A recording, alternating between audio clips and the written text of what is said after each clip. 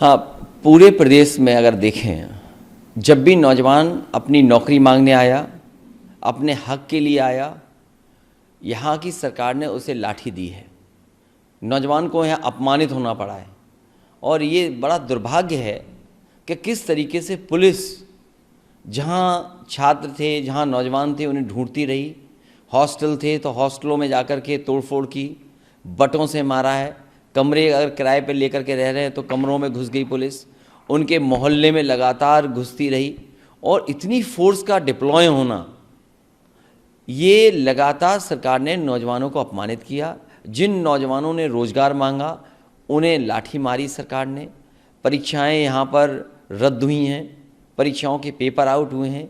इस सरकार के खिलाफ नौजवान इस बार दिखाई दे रहा है। और गणतंत्र के दिवस की ईव पर, मान लीजिए आज गणतंत्र दिवस है और कल ही ये घटना हुई हो, ये दुर्भाग्य है कि हमारा संविधान, हमारा देश तभी आगे बढ़ेगा जब नौजवानों का भविष्य बेहतर हो। ये नौजवानों के भविष्य को लाठी मार रहे हैं, नौजवानों को अपमानित कर रहे हैं। इस बार एक एक यूथ हर बूथ पर भारतीय जनता पार्टी को हराने का काम करेगा। स्वाभाविक है, पटना, बिहार, यूपी, इस तरह की सूचना मिल रही है कि नौजवान जो परीक्षा दे रहे थे, परीक्षा में को लेकर के वो संतुष्ट नहीं थे। पर इसलिए सरकार की जिम्मेदारी थी कि नौजवान जो अपनी बात रख रहे हैं उसको सुने। आखिरकार सरकार क्यों नहीं सुन रही है?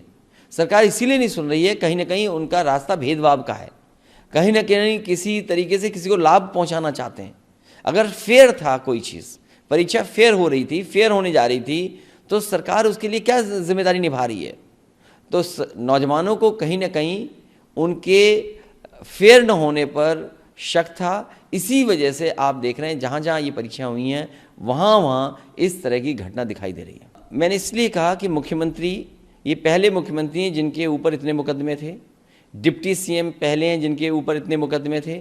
मुख्यमंत्री ने अपने केस वापस ले लिए, डिप्टी सीएम ने अपने केस वापस ले लिए।